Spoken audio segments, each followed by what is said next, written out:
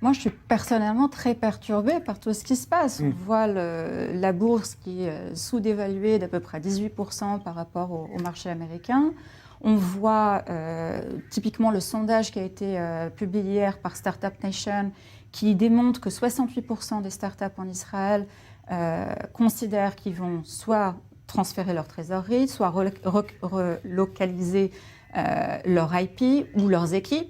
C'est des éléments qui sont, pour moi, très, très compliqués à gérer parce que la tech israélienne, c'est 10% de la main-d'œuvre en Israël, mais il y a aussi toute une main-d'œuvre qui est au service, quelque part, ou qui a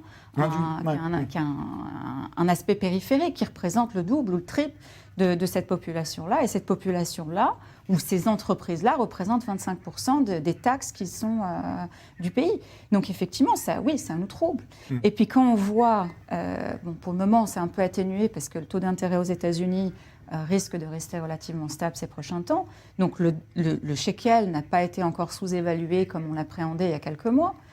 Néanmoins, ça risque d'avoir un impact important. Le gouverneur de la Banque d'Israël l'a dit il y a à peine 48 heures, ça risque d'avoir un impact d'1% ou 1,5% au niveau de l'inflation.